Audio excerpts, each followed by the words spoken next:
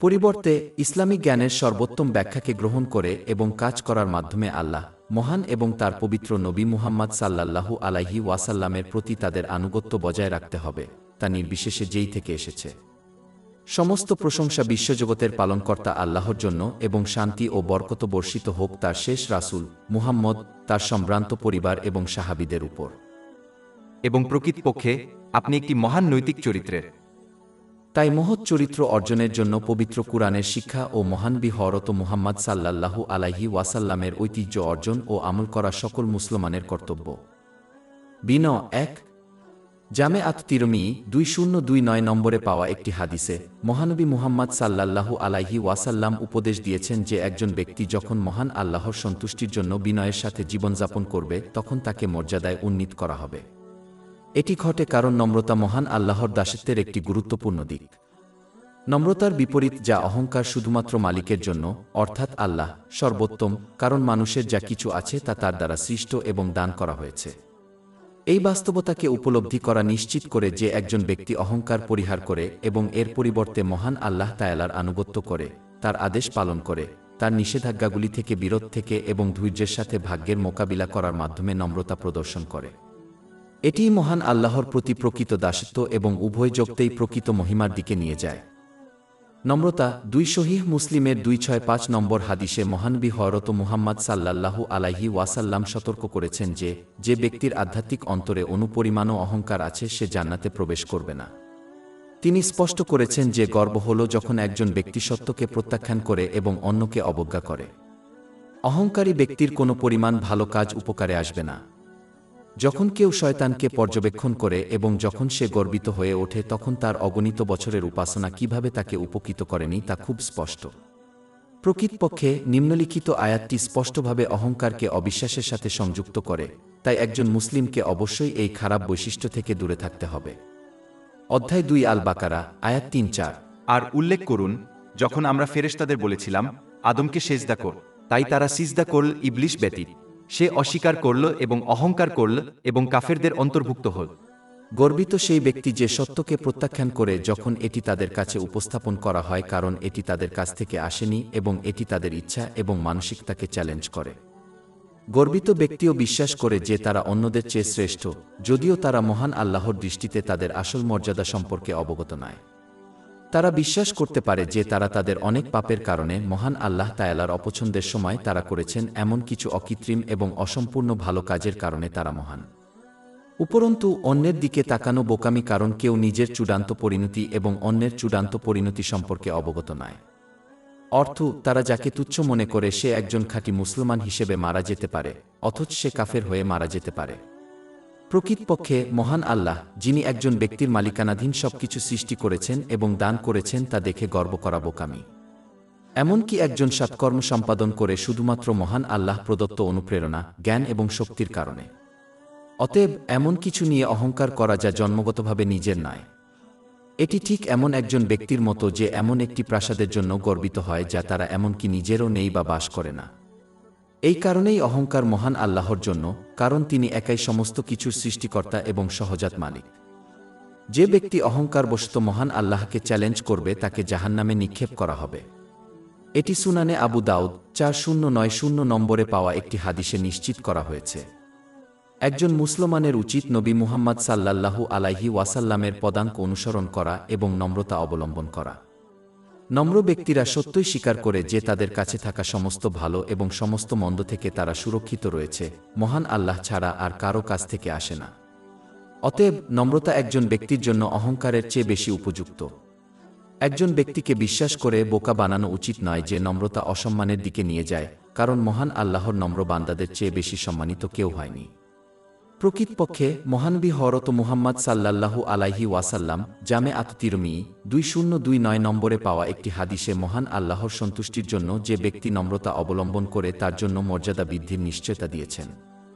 ব্যক্তি সত্যকে গ্রহণ করে তা কার কাছ থেকে আসে তা নির্বিশেষে, কারণ তারা জানে যে সত্যের উৎস মহান আল্লাহ ছাড়া আর কেউ নন। অন্যের দিকে অবজ্ঞা না করে তারা অন্যদের প্রতি করুণা ও করুণার দৃষ্টিতে তাকায় এবং আন্তরিক কর্মের মাধ্যমে এটিকে সমর্থন করে, সর্বাবস্থায় আশা করে যে মহান আল্লাহ তাদের প্রতি করুণা ও করুণার দৃষ্টিতে দেখবেন। তারা বুঝতে পারে যে একজনের সাথে মহান আল্লাহ তাআলা তাদের সাথে যেভাবে আচরণ করবেন সে অনুযায়ী তারা অন্যদের সাথে আচরণ করবেন। সহিহ বুখারী ৭৩৭৬ নং হাদিসে ইঙ্গিত করা হয়েছে। নম্রতা ৩ এই পয়েন্টটি আল ফুরকান ২-৫ অধ্যায়ের সাথে সংযুক্ত, আয়াত ৬-৩। আর পরম করুণাময়ের বান্দা তারাই যারা পৃথিবীতে সহজে চলাফেরা করে। মহান আল্লাহর বান্দারা বুঝতে পেরেছেন যে তাদের কাছে যা কিছু আছে তা একমাত্র আল্লাহ তাআলা তাদের দিয়েছেন। আর যে কোনো অনিষ্ট থেকে তারা রক্ষা পেয়েছে কারণ মহান আল্লাহ তাদেরকে রক্ষা করেছেন। যেটা কারো নয় সেটা নিয়ে গর্ব করা কি বোকামি নয়? যেমন একজন ব্যক্তি একটি স্পোর্টস কার নিয়ে গর্ব করে না যেটি তাদের অন্তর্গত নয়, মুসলিমদের অবশ্যই বুঝতে হবে বাস্তবে তাদের কিছুই নয়। এই মনোভাব নিশ্চিত করে যে একজন সর্বদা নম্র থাকে। মহান আল্লাহর নম্র বান্দারা সহিহ বুখারী ৫৬৭৩ নম্বরে পাওয়া মহানবী হযরত মুহাম্মদ এর হাদিসে পূর্ণ বিশ্বাস করে, যেখানে ঘোষণা করা হয়েছে যে কোনো ব্যক্তির সৎ কাজ তাদেরকে জান্নাতে নিয়ে যাবে না। একমাত্র মহান আল্লাহর রহমতেই এটি ঘটতে পারে। কারণ প্রতিটি সৎ কাজ তখনই সম্ভব যখন মহান আল্লাহ তাআলা একজনকে জ্ঞান, শক্তি, সুযোগ ও অনুপ্রেরণা প্রদান করেন। এমনকি আমলের কবুল হওয়াও মহান আল্লাহর রহমতের উপর নির্ভরশীল। যখন কেউ এটি মনে রাখে তখন এটি তাদের অহংকার থেকে রক্ষা করে এবং নম্রতা অবলম্বন করতে অনুপ্রাণিত করে। একজনকে সর্বদা মনে রাখা উচিত যে নম্র হওয়া দুর্বলতার লক্ষণ নয়, কারণ প্রয়োজনে ইসলাম একজনকে আত্মরক্ষা করতে উৎসাহিত করেছে। অন্য কথায় ইসলাম মুসলমানদেরকে দুর্বলতা ছাড়া নম্র হতে শেখায়। প্রকৃতপক্ষে মহানবী হযরত মুহাম্মদ সাল্লাল্লাহু আলাইহি ওয়াসাল্লাম জামে আত-তিরমিজি ২০২৯ নম্বরে পাওয়া একটি হাদিসে নিশ্চিত করেছেন যে যে ব্যক্তি নিজেকে মহান আল্লাহর সামনে বিনীত করবে তাকে তিনি উত্থিত করবেন। তাই বাস্তবে নম্রতা উভয় জগতেই সম্মানের দিকে নিয়ে যায়। এই সত্যটি বোঝার জন্য একজনকে কেবল সৃষ্টির সবচেয়ে নম্রতার প্রতি চিন্তাভাবনা করতে হবে, অর্থাৎ মহানবী হযরত মুহাম্মদ মহান আল্লাহ তাআলা মহানবী হযরত মুহাম্মদ সাল্লাল্লাহু আলাইহি ওয়াসাল্লামকে এই গুরুত্বপূর্ণ গুণটি অবলম্বন করার নির্দেশ দিয়ে মানুষকে স্পষ্টভাবে নির্দেশ দিয়েছেন। অধ্যায় ২-৬ আশ-শুআরা আয়াত ২-১-৫। এবং মুমিনদের মধ্যে যারা তোমাকে অনুসরণ করে তাদের প্রতি তোমার ডানা নিচু কর, অর্থাৎ দজা দেখাও। মহানবী হযরত মুহাম্মদ সাল্লাল্লাহু আলাইহি ওয়াসাল্লাম নম্র জীবন যাপন করেছেন। উদাহরণস্বরূপ তিনি আনন্দের সাথে বাড়িতে ঘরোয়া দায়িত্ব পালন করেছেন, যার ফলে এই কাজগুলি লিঙ্গনিরপেক্ষ। ইমাম বুখারীর আদাব আল মুফরাদ ৫৩৮ নম্বরে এটি নিশ্চিত করা হয়েছে। নম্রতা একটি অভ্যন্তরীণ বৈশিষ্ট্য যা বাইরের দিকে প্রকাশ পায়, যেমন একজন হাঁটার পথ। এটি লুকমানের ৩-১ নম্বর অধ্যায় ১-৮ নম্বর আয়াতে আলোচনা করা হয়েছে। এবং আপনার গাল অপমানে মানুষের দিকে ঘুরিয়ে দিও না এবং পৃথিবীতে উচ্ছ্বসিতভাবে বিচরণ করো না। মহান আল্লাহ তাআলা স্পষ্ট করে দিয়েছেন যে জান্নাত সেই নম্র বান্দাদের জন্য যাদের মধ্যে কোনো অহংকার নেই। অধ্যায় ২-৮ আল কাসাস আয়াত ৮-৩। আখেরাতের সেই আবাস আমি তাদের জন্য অর্পণ করেছি যারা পৃথিবীতে উচ্চতা বা দুর্নীতি কামনা করে না, আর সর্বোত্তম পরিণাম ধার্মিকদের জন্য। প্রকৃতপক্ষে মহানবী হযরত মুহাম্মদ সাল্লাল্লাহু আলাইহি ওয়াসাল্লাম জামে আত-তিরমিজি ১৯৯৮ নম্বরে পাওয়া একটি হাদিসে নিশ্চিত করেছেন যে যার কাছে অনুপরিমাণ অহংকার থাকবে সে জান্নাতে প্রবেশ করবে না।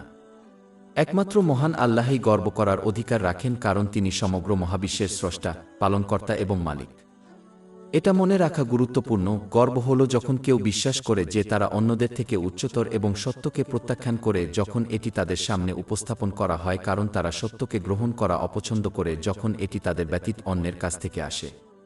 এটি সুনানে আবু দাউদ ৪০৯২ নম্বরে পাওয়া একটি হাদিসে নিশ্চিত করা হয়েছে। নম্রতা ৪ ইমাম মুনজারির সচেতনতা এবং আশঙ্কা ২৫৫৬ নম্বরে পাওয়া একটি হাদিসে মহানবী হযরত মুহাম্মদ নিম্নলিখিত বৈশিষ্ট্যের অধিকারী ব্যক্তিকে সুসংবাদ দিয়েছেন। প্রথম বৈশিষ্ট্যটি হল দুর্বলতা। দুর্বলতা ছাড়াই নম্রতা। নম্র ব্যক্তি মহান আল্লাহর আদেশ ও নিষেধাজ্ঞাসমূহকে বশ্যতা স্বীকার করে, গ্রহণ করে এবং আমল করে এবং এর মাধ্যমে তার দাসত্ব প্রমাণ করে। সত্যকে যখন তাদের সামনে উপস্থাপন করা হয় তখন তারা সহজেই তা গ্রহণ করে, এমনকি যদি তা তাদের আকাঙ্ক্ষার বিরোধিতা করে, এবং কে তাদের কাছে তা পৌঁছে দেয় তা নির্বিশেষে। অর্থ, তারা সত্যকে প্রত্যাখ্যান করে না এই বিশ্বাস করে যে তারা ভাল জানে। তারা অন্যদেরকে অবজ্ঞা করে না, তারা বিশ্বাস করে যে তারা তাদের থেকে শ্রেষ্ঠ কোনো পার্থিব জিনিসের কারণে বা মহান আল্লাহর প্রতি তাদের আনুগত্যের কারণে। তারা বুঝতে পারে যে সমস্ত পার্থিব আশীর্বাদ তাদের আছে, তাদের জন্য রয়েছে এবং সৃষ্টি করা হয়েছে, এবং মহান আল্লাহ ছাড়া অন্য কেউ তাদের দিয়েছেন। তাই তাদের গর্ব করার কিছু নেই। উপরন্তু তারা বুঝতে পারে যে ভালো কাজ করা শুধুমাত্র মহান আল্লাহর রহমতের মাধ্যমেই সম্ভব, কারণ একটি ভালো কাজ করার অনুপ্রেরণা, সুযোগ, শক্তি এবং ক্ষমতা সবই মহান আল্লাহর কাছ থেকে আসে। উপরন্তু শুধুমাত্র একজন বোকাই গর্বকে গ্রহণ করে, কারণ কেউ তাদের চূড়ান্ত ফলাফল বা অন্যের চূড়ান্ত ফলাফল জানে না। অর্থ, তারা মারা যেতে পারে যখন মহান আল্লাহ তাদের প্রতি সন্তুষ্ট নন, এমনকি অবিশ্বাসের অবস্থায়ও। এই সত্যগুলি বোঝা একজন ব্যক্তিকে অহংকারের মারাত্মক পাপ থেকে বিরত রাখবে।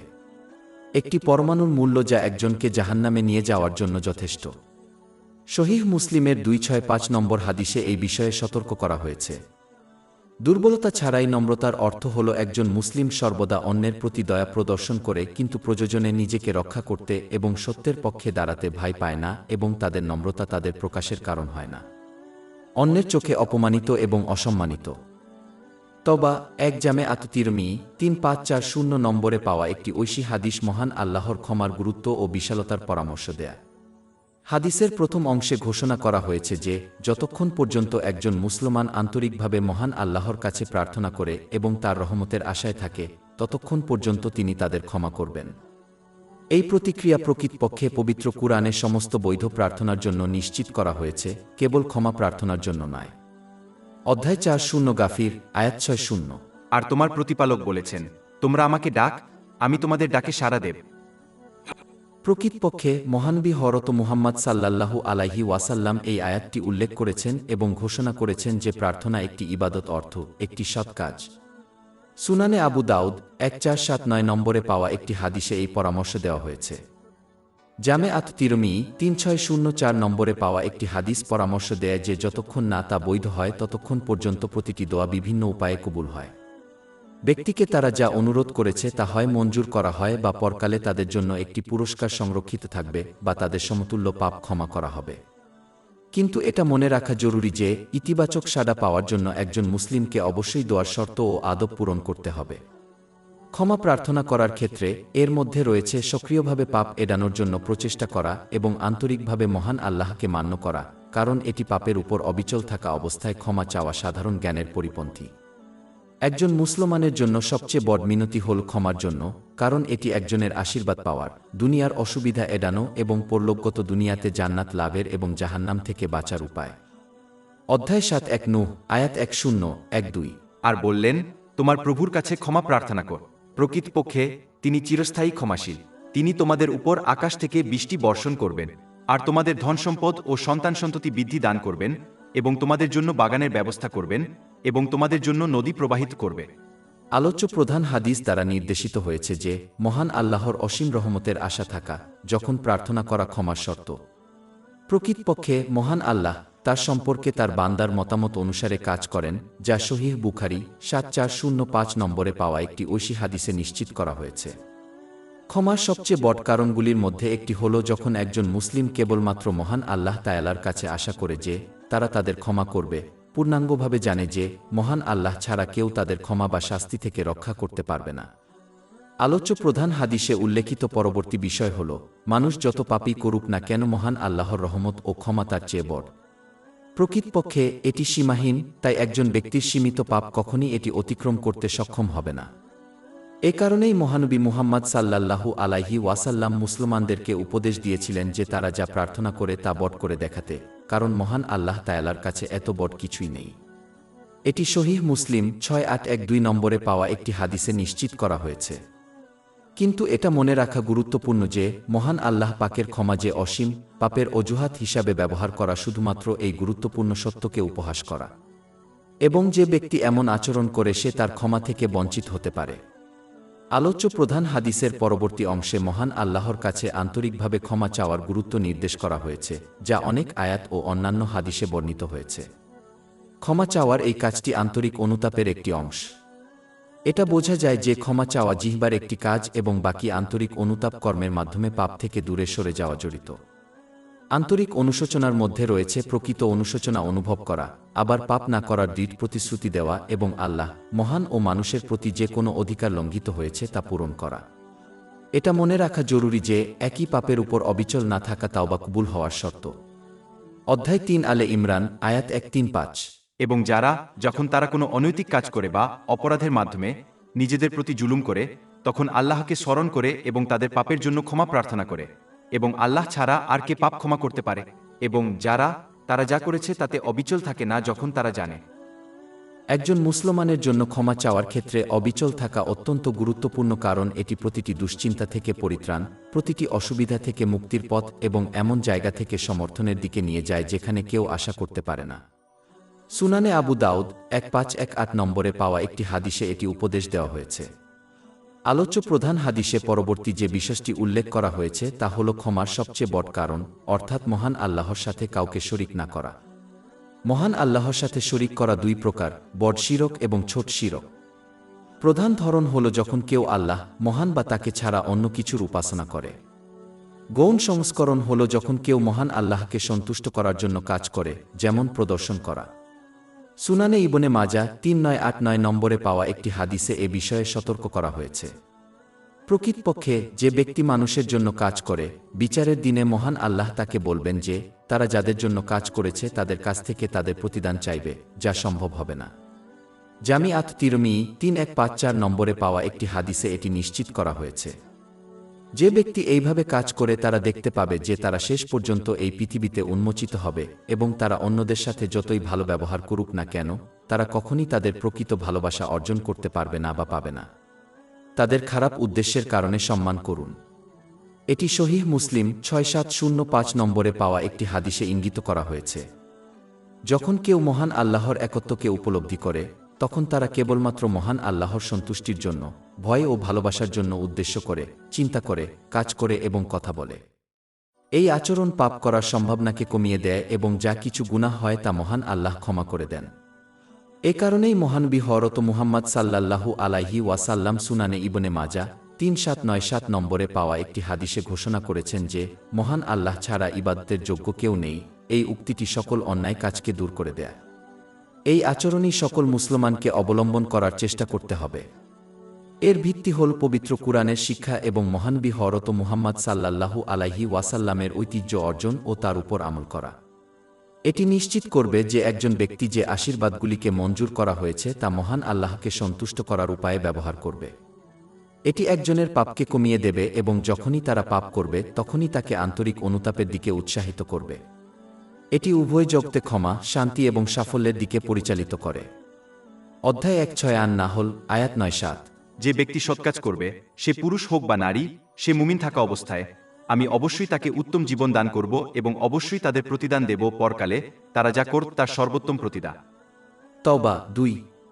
জামিআত তিরমিজি 1987 নম্বরে পাওয়া একটি হাদিসে মহানবী মুহাম্মদ সাল্লাল্লাহু আলাইহি ওয়াসাল্লাম কিছু গুরুত্বপূর্ণ উপদেশ দিয়েছেন।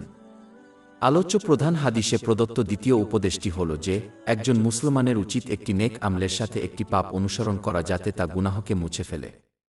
এটি ছোট পাপকে বোঝায় কারণ বড় পাপের জন্য আন্তরিক অনুতাপ প্রয়োজন। যদি কেউ তাদের সৎ কাজের সাথে আন্তরিক অনুতাপ যোগ করে তবে এটি ছোট বা বড় যে কোনো পাপ মুছে ফেলবে।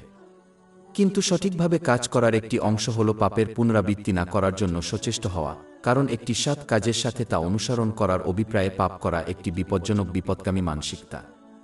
একজনকে পাপ না করার চেষ্টা করা উচিত এবং যখন সেগুলি ঘটে তখন তাকে অবশ্যই আন্তরিকভাবে অনুতপ্ত হতে হবে। আন্তরিক অনুশোচনার মধ্যে রয়েছে অনুশোচনা বোধ করা, মহান আল্লাহর কাছে ক্ষমা চাওয়া এবং যার সাথে অন্যায় করা হয়েছে, যতক্ষণ না এটি আরও সমস্যার দিকে পরিচালিত করবে না। একজনকে অবশ্যই আন্তরিকভাবে প্রতিশ্রুতি দিতে হবে যে একই বা অনুরূপ পাপ পুনরায় করা এড়াতে হবে এবং যে কোনো ক্ষতিপূরণ দিতে হবে। যে অধিকারগুলো আল্লাহ মহান এবং মানুষের প্রতি লঙ্ঘন করা হয়েছে। তওবা 3। সুনানে ইবনে মাজাহ 4251 নম্বরে পাওয়া একটি হাদিসে মহানবী হযরত মুহাম্মদ উপদেশ দিয়েছেন যে মানুষ পাপ করে কিন্তু সর্বোত্তম পাপকারী সেই ব্যক্তি যে আন্তরিকভাবে তাওবা করে। মানুষ ফেরেশতা না হওয়ায় তারা পাপ করতে বাধ্য। যে জিনিসটি মানুষকে বিশেষ করে তোলে তা হল যখন তারা তাদের পাপ থেকে আন্তরিকভাবে অনুতপ্ত হয়। আন্তরিক অনুশোচনার মধ্যে রয়েছে অনুশোচনা বোধ করা, মহান আল্লাহর কাছে ক্ষমা চাওয়া এবং যার সাথে অন্যায় করা হয়েছে পাপ বা অনুরূপ পাপ পুনরায় না করার দৃঢ় প্রতিশ্রুতি দেওয়া এবং আল্লাহর সম্মানে লঙ্ঘিত যে কোনো অধিকার পূরণ করা। মহিমান্বিত এবং মানুষ। এটা মনে রাখা গুরুত্বপূর্ণ, নেক আমলের মাধ্যমে ছোটখাটো পাপ মোচন করা যায়। অনেক হাদিসে এটি উপদেশ দেওয়া হয়েছে, যেমন সহিহ মুসলিমে পাওয়া একটি 550 নম্বর এটি পরামর্শ দেয় যে দৈনিক 5 ওয়াক্ত ফরজ নামাজ এবং পরপর 2টি জুমার জামাত নামাজ তাদের মধ্যে সংঘটিত ছোট গুনাহগুলিকে মুছে দেয়, যতক্ষণ না বড় পাপগুলি এড়ানো যায়। শুধুমাত্র আন্তরিক অনুতাপের মাধ্যমে বড় গুনাহগুলো মুছে যায়। অতএব একজন মুসলিমের উচিত খারাপ সঙ্গ এবং যে সমস্ত পাপ বেশি হয় সেগুলি এড়িয়ে চলার মাধ্যমে ছোট বড় সব গুনাহ থেকে বেঁচে থাকার চেষ্টা করা উচিত। তাদের উচিত ইসলামী জ্ঞান অর্জন করা এবং তার উপর আমল করা, যাতে তারা এমন বৈশিষ্ট্য গ্রহণ করে যা পাপ প্রতিরোধ করে, যেমন দ্বিধেতা, ধৈর্য এবং মহান আল্লাহর ভয়। তাদের শিখতে হবে কিভাবে তাদের দেওয়া আশীর্বাদগুলোকে সঠিকভাবে ব্যবহার করতে হয়, যাতে তারা পাপপূর্ণ উপায়ে সেগুলো ব্যবহার করা এড়াতে পারে। এবং যখনই একটি পাপ ঘটে তখনই তাদের অবশ্যই আন্তরিকভাবে অনুতপ্ত হতে হবে, কারণ মৃত্যুর সময় অজানা। এবং তাদের উচিত মহান আল্লাহর হুকুম পালন করে তার নিষেধ থেকে বিরত থেকে এবং মহানবী হযরত মুহাম্মদ এর রেওয়ায়েত অনুযায়ী ধৈর্যের সাথে নিয়তির মোকাবেলা করার মাধ্যমে হাল ছেড়ে না দিয়ে। তওবা 4 জামে তিরমিজি 2406 নম্বরে পাওয়া একটি হাদিসে মহানবী মুহাম্মদ সাল্লাল্লাহু আলাইহি ওয়াসাল্লাম কিভাবে নাজাত অর্জন করতে হয় তার পরামর্শ দিয়েছেন। প্রথম কথা হলো নিজের কথাকে নিয়ন্ত্রণ করা। একজন মুসলমানের মন্দ কথা এড়িয়ে চলা উচিত, কারণ বিচারের দিনে তাদের জাহান্নামে নিমজ্জিত করার জন্য শুধুমাত্র একটি মন্দ শব্দের প্রয়োজন। জামি তিরমিজি 2314 নম্বরে পাওয়া একটি হাদিসে এ বিষয়ে সতর্ক করা হয়েছে। একজন মুসলিমের উচিত অনর্থক ও অনর্থক কথাবার্তা এড়িয়ে চলা, কারণ এটি প্রায়শই মন্দ কথাবার্তার প্রথম ধাপ এবং এতে একজনের মূল্যবান সময় নষ্ট হয়, যা তাদের জন্য বড় আফসোসের কারণ হবে। বিচার দিবস একজন মুসলিমের উচিত ভালো কথা বলার চেষ্টা করা অথবা চুপ থাকা। সহিহ মুসলিমের 176 নম্বর হাদিসে এটি উপদেশ দেওয়া হয়েছে। যখন কেউ এইভাবে আচরণ করে, এমনকি তাদের নীরবতাও একটি ভালো কাজ হিসাবে গণ্য হয়। আলোচ্য প্রধান হাদিসে উল্লেখিত পরবর্তী বিষয় হল কোনো ব্যক্তি যেন অপ্রয়োজনে ঘর থেকে বের না হয়। এইভাবে আচরণ করা সময় নষ্ট করে এবং মৌখিক ও শারীরিক উভয় পাপের দিকে নিয়ে যায়। যদি কেউ সত্যিকারের এবং আন্তরিকভাবে চিন্তা করে, তবে তারা বুঝতে পারবে যে তাদের বেশিরভাগ পাপ এবং তারা যে সমস্যার সম্মুখীন হয়েছিল তা অন্যদের সাথে অপ্রয়োজনীয়ভাবে সামাজিকতার কারণে হয়েছিল। এর অর্থ এই নয় যে এটি সর্বদা অন্যের দোষ ছিল, তবে এর অর্থ যদি কেউ অপ্রয়োজনীয়ভাবে তাদের বাড়ি ছেড়ে যাওয়া এড়িয়ে যায়, তবে তারা কম পাপ করবে এবং কম সমস্যা ও অসুবিধার সম্মুখীন হবে। এটি ইসলামিক জ্ঞানের মতো দরকারি জ্ঞান শেখার এবং কাজ করার জন্য তাদের সময়ও খালি করে দেবে, যা একজন ব্যক্তির জীবনের সমস্ত ক্ষেত্রে উপকারী। সামাজিকীকরণ অকারণে সময়ের অনন্য আশীর্বাদকে নষ্ট করে, যা কেটে যাওয়ার পরে আর ফিরে আসে না। যারা নিরর্থক এবং পাপপূর্ণ কাজে তাদের সময় নষ্ট করেছে, তারা এই পৃথিবীতে চাপের মুখোমুখি হবে এবং বিচারের দিনে একটি বড় আফসোসের সম্মুখীন হবে, বিশেষ করে যখন তারা তাদের সময়কে সঠিকভাবে ব্যবহার করেছে তাদের পুরস্কারের সাক্ষী। উপরন্তু অপ্রয়োজনীয়ভাবে সামাজিকীকরণ একজন ব্যক্তিকে আল্লাহ, মহান এবং মানুষের প্রতি তাদের দায়িত্ব ও কর্তব্য পালনে বাধা দেয়। এটি একজনকে আত্মপ্রতিফলনের গুরুত্বপূর্ণ কাজ থেকেও বাধা দেয়। একজন ব্যক্তি জীবনের সঠিক পথে যাচ্ছে এবং তারা তাদের দায়িত্ব ও কর্তব্য পালন করছে কিনা তা নিশ্চিত করার জন্য এটি প্রয়োজন। আত্মপ্রতিফলনের অভাব একটি লক্ষ্যহীন জীবনের দিকে পরিচালিত করে, যেখানে একজন ব্যক্তির তাদের পার্থিব বা ধর্মীয় জীবনে কোনো দিক নির্দেশনা থাকে না। অতিরিক্ত সামাজিকীকরণ একজনকে নির্ভরশীল হতে এবং মানুষের প্রতি আঁকড়ে থাকতে উৎসাহিত করে এবং এটি সর্বদা মানসিক এবং সামাজিক সমস্যার দিকে পরিচালিত করে, কারণ একজনের সমগ্র জীবন, তাদের সুখ এবং দুঃখ সবকিছুই মানুষ এবং তাদের সম্পর্কের চারপাশে আবর্তিত হয়। এই সমস্ত নেতিবাচক প্রভাব থেকে কেউ নিজেকে বাঁচাতে পারে শুধুমাত্র যখন প্রয়োজন হয়, তখন সামাজিকতার মাধ্যমে। আলোচ্য প্রধান হাদিসে চূড়ান্ত যে বিষয়টি উল্লেখ করা হয়েছে তা হল নিজের পাপের জন্য কাঁদা। এই আচরণ একজনের পাপের জন্য প্রকৃত অনুশোচনা দেখায়, যা আন্তরিক অনুতাপের একটি গুরুত্বপূর্ণ দিক। এটি সুনানে ইবনে মাজাহ 4252 নম্বরে পাওয়া একটি হাদিসে ইঙ্গিত করা হয়েছে। অন্যান্য দিকগুলির মধ্যে রয়েছে আল্লাহ, মহান এবং অন্য কারো কাছে ক্ষমা চাওয়া, যদি না এটি আরও ঝামেলার দিকে নিয়ে যায়। একই বা অনুরূপ পাপ পুনরায় না করার দৃঢ় প্রতিশ্রুতি দেওয়া এবং যেখানে সম্ভব আল্লাহ, মহান এবং মানুষের সম্মানে যে কোনো অধিকার মিস বা লঙ্ঘন করা হয়েছে তা পূরণ করুন।